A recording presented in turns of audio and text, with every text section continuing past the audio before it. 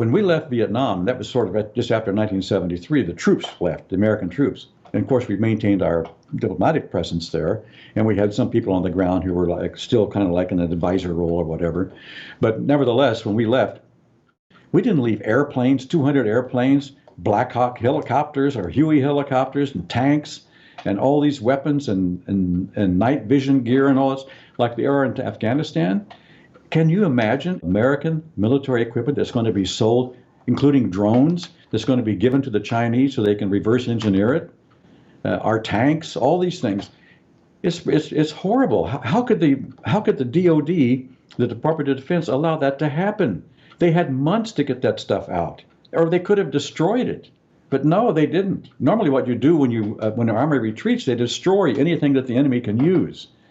We didn't even do that. It's just sitting there for their taking. And so now we have all this stuff.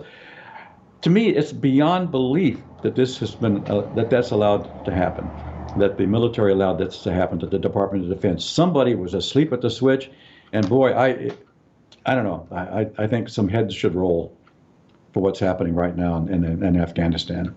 You mentioned that the Taliban will likely be selling all this equipment to China for reverse engineering and so forth. Why are you thinking about China here? So I'm sure the Chinese will want to have this equipment to reverse engineer it and to examine the kind of technology that our military has been using there that they could adapt or perhaps replicate. And the Chinese are very good at doing that. That's one area that they made a big miscalculation, the Department of Defense, realizing that's exactly what the Taliban were going to do. They're not going to just let it sit there. They'll either sell it, they'll give it to the Russians, or they'll give it to the Chinese. I guess I think about China a lot now in the context of what's happening with COVID and where we know it originated, which is in some laboratory in Wuhan, China. You go back to 1989 and Tiananmen Square, where I was in May and June of 1989, and I saw what the Chinese government, the CCP, the Chinese Communist Party, can do. I was in the square that night. I saw the tanks coming in. I saw thousands of people being murdered by the Chinese army. They brought this army in from the border of Vietnam. They were a combat-ready unit because the local unit around Beijing, they wouldn't do it. They knew that they wouldn't go into the square and commit this kind of atrocity that was committed. So they had to bring a unit from far away in because they had no ties to those people, to those students or whatever. And it wasn't just students who were killed. There were a lot of other people killed, especially outside the square, who were trying to keep the army from coming in. But I saw what they did, and it was absolutely atrocious. And so nothing surprises me about the Chinese and about their. If they can do that to their own children, their own people, they can certainly do it to the rest of the world by spreading a very infectious virus that's a killer not only of people but of economies. You know, this is a pretty internecine organization, the CCP. They have an agenda, and we know what their agenda is. So they want to. I mean, look what's going to happen in Afghanistan. They're going to replace us in Afghanistan.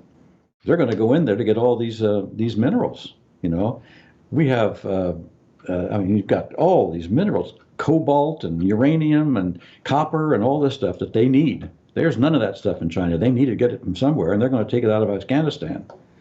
No doubt in my mind. Whether or not, though, the Afghans are going to allow that to happen, because don't forget, the Chinese are murdering Uyghurs, and they're Muslims.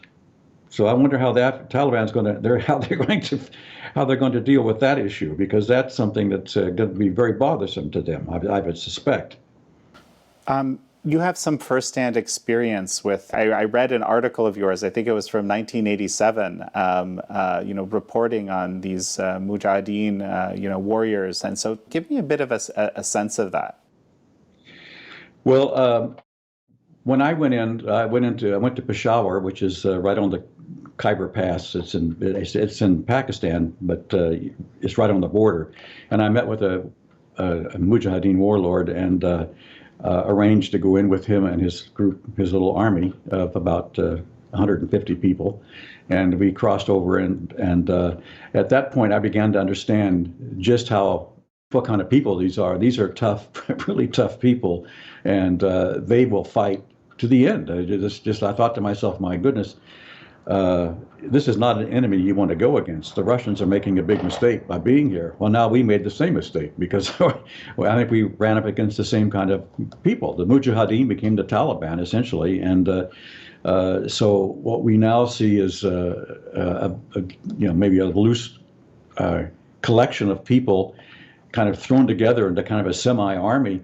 They're very effective at what they do because it's all guerrilla warfare in very small units. They're able to hit and run. They do all kinds of things which is difficult for any kind of an organized large military force like the Americans have to combat against. And the same thing happened in Vietnam, frankly.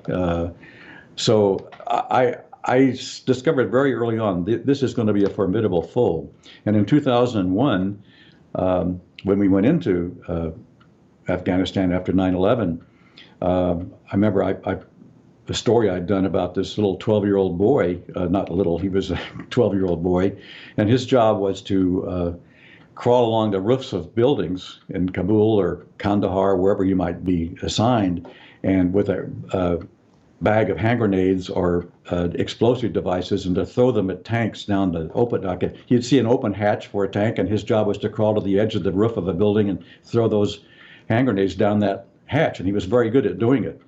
And he destroyed, I think, something like 6 tanks. And I asked him, I said, how many people do you think you killed? And he said he didn't know, maybe 10 or 15 or 20. But when he did that, he had to start running along the roofs and jumping from one building to the other to get away because they were after him with the Kalashnikovs, shooting at him. 12 years old. I thought to myself, my gosh, a 12-year-old boy doing this, and we are going to be fighting against these people? It's going to be a real tough road to hoe, and I think that we discovered that.